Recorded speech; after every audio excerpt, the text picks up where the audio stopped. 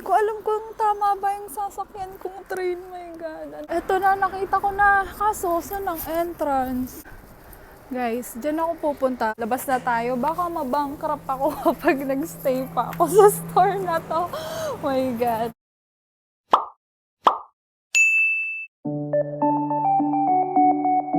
Hi guys! Good morning! So today is Friday, March 1 at meron akong appointment para sa interview ko sa school today. So pupunta ako ng school. Actually, hindi naman siya totally school. Parang center lang siya para mag-aral ako ng Danish language. So, ayan guys. Hindi ko alam kasi hanapin ko pa yung center. So, ayan. Medyo late na ako. So kailangan ko ng bilisan dahil kasi 1 p.m. to 1:30 yung appointment ko. So, anong oras na? Alas 12 na magte-train pa ako. So, let's go guys! So, ayan guys. Nagkahabol ako ng oras.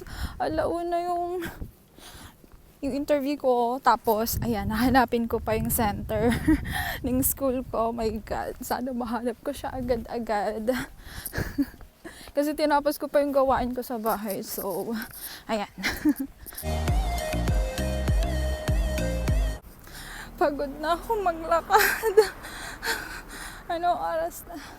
12:17 na. And, yung train station. Ayun siya. Ayun. Yung parang bahay na yun. Yun. Pero pagod na ako. Konti pa. Ayan. Yan yung gusto ko eh. Yung lagi naghahabol sa oras. My God, manik-nik. Patansya-tansya pa ako ng oras. Tapos maghahanap pa ako. My God.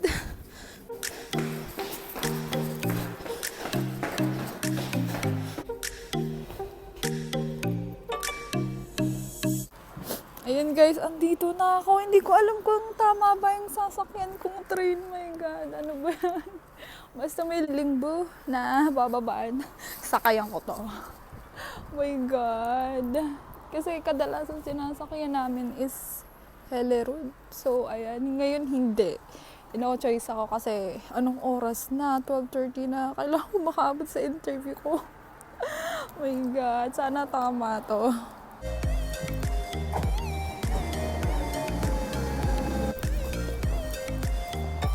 Yan.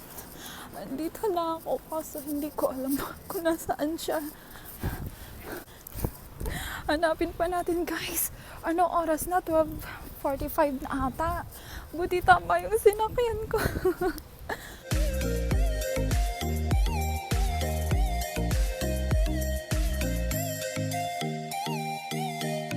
Tingin ako sa Google Map. Malapit siya sa may magazine store. So, hanapin ko yung magazine. Aba yan, my God. Anong oras na? Ayan yung magazine department store. So, parang dun yung way ng school. Ayan guys, malapit na. So, along the way ng magazine store. So, ito yung magazine store. Tapos, magazine department store. Tapos, ayan, hanapin na natin yung school. Kasi parang 10 minutes na lang. 1 p.m. na. Asan na ba? Speak. Asan ka na ba? Kasi Speak yung pangalan ng school niya. Eto na, nakita ko na. Kaso, saan ang entrance? Saan ako papasok? My God. Saan ako papasok? Guys, hindi ko alam kung tama yung pinasok ko. Kasi parang mall siya eh. Hindi ko alam yung entrance. Subukan natin ng pataas. Oh my God. Kasi parang building siya, tapos hindi ko alam kung saan yung entrance. Parang nasa second floor siguro siya eh. Ano to, cinema na tong napuntahan ko eh. Ito nyo. Ano ba, pasok ba ako ng sinihan? My God, anong oras na?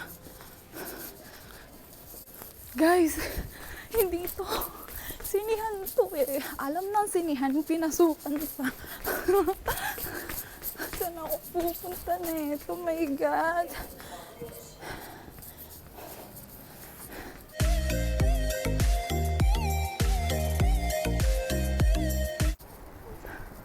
Guys, dyan ako pupunta. Sa wakas guys, andito na ako. Grabe, pagod ako katatakbo. Nasa third floor pa siya. Doon ako sa second. Ay, nasa fourth floor pala siya ata. Tapos third floor ako pupunta. Siyang ako. So, nag-aantay ako ngayon. Doon sa mag-i-interview sa akin. Wala pa siya. So, ayan. Sakto ako sa oras. Ano oras ba ako dito nakarating? Nakita ko sa oras nila siguro mga 12:55. O, diba? 5 minutes. Ayan guys, tapos na ako sa interview. Ayun yung school ko. Ay my God! May bag pa ko. Taran! Dali lang pala. Dali lang naman yung mga tanong.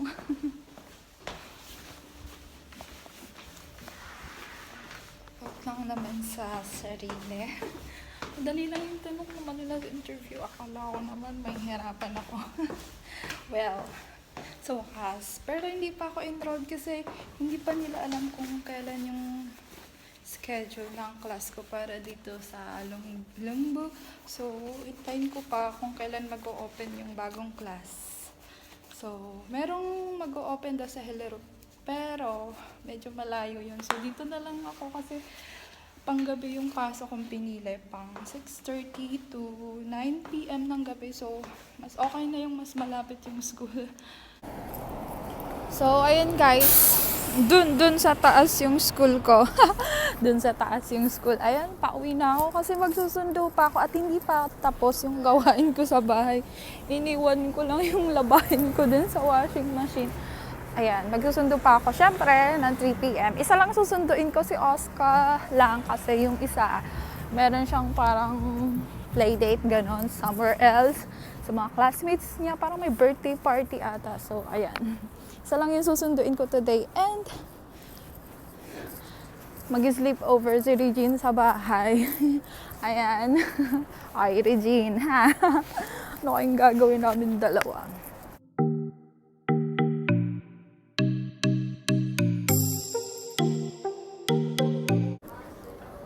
Ayan, daan tayo sa loob ng magazine, guys. Ang mahal ng makeup. Ayan guys, labas na tayo. Baka mabankrupt ako kapag nagstay pa ako sa store na to. Oh my God, puro makeup. Yeah. Ay, uwi na tayo. Pag ako napapadaan sa mga ganong store, my God, please, huwag kayo magpakita sa akin dahil baka mabankrupt ako. Punta na tayo sa station, sa train station. Kasi baka kung saan pa ako dalhin pa ako. Kailangan magtipid. Ay, sa wakas, natapos din ang aking interview today.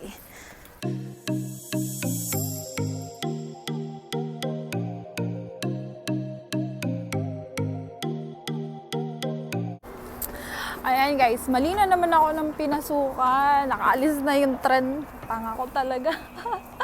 Doon ako sa kabila, sasakay sana. Andito pala yung tren. Syunga. So yun guys, yun yung sasakyan ko. Hold eh. 3 minutes bago dumating.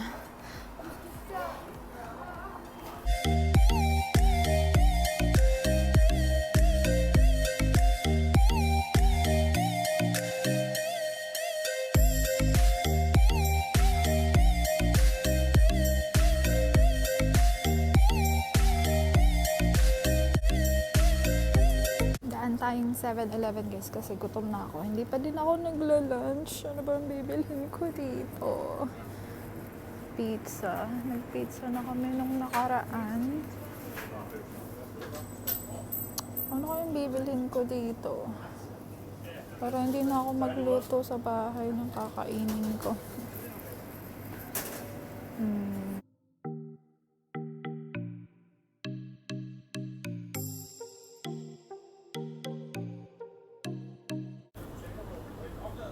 Yan, may napili na ako guys. Eto. Bato pasta. Basta pasta siya. Or eto. Eto, tsaka may juice naman sa bahay. Magkano ba to? Oh, 39 kroner. Pwede na, ito na lang.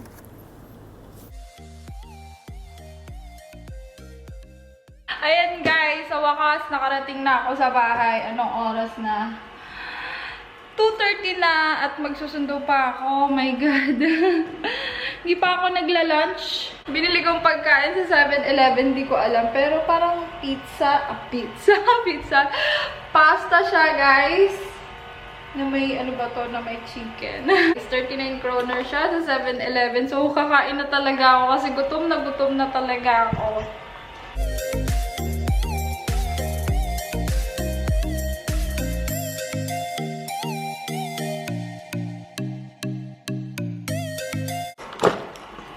Taran!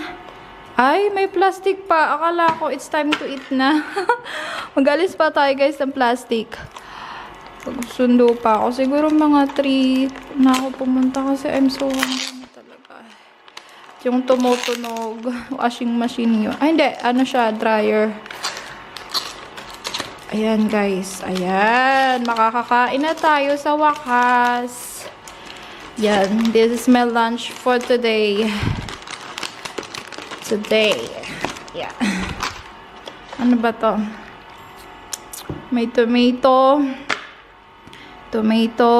Parang hindi ako kumakain ng buong tomato. Naalala ko si Melo kumakain na ito.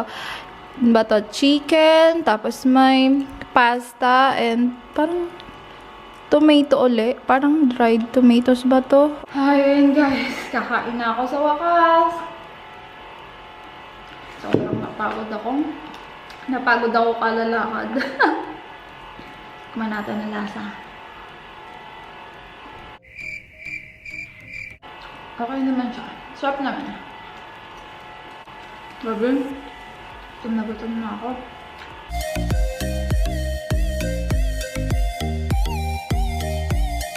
Sabi ni Regine, mag-sleepover daw siya dito. Ano kayong gagawin namin? Kasi yung nakaraan, nung una ko siyang ma-meet, nagyayaya siya sa akin lagi mag-IKEA. Hanggang ngayon, hindi kami nakakapunta. Isang buwan na nakaraan. Ayan, subukan ko kaya kainin itong buong kamatis. Kasi diba sa Pinas, sanay ako na kamatis is with toyo, tsaka kalamansi, tapos lalagyan ko siya ng sibuyas. So, walang time para gayatin to, para i-chop to. So, tingnan natin. Tingnan ko kung ano lasa kapag kainin siya ng ganito. Kasi si Melo, naalala ko, mahilig siya kumain ng kamatis na ganito. So, ayan.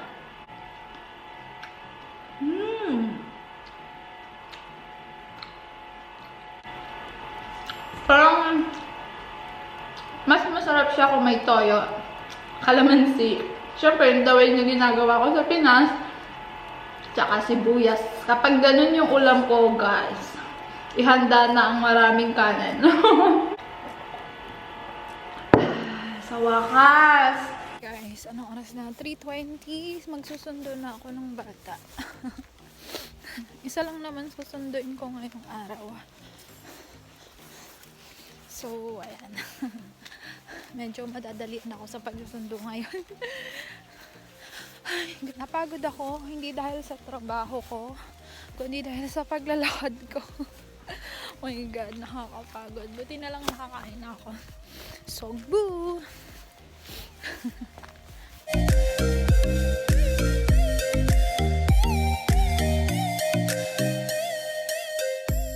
Hi guys! So, today is March 2 na guys. And yesterday, ayun nga, nag-sleepover dito si Regine.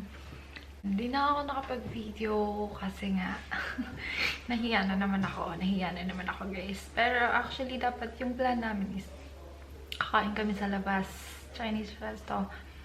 Pero yung family ko pala dito is magluluto sila ng dinner kasi alam nila na may dadating akong friend.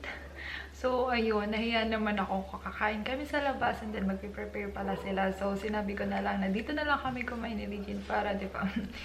And nagluto kami. Siyempre tumulong ako. Nagluto sila ng Japanese food for dinner. Tapos yun, sabay-sabay kami kumain.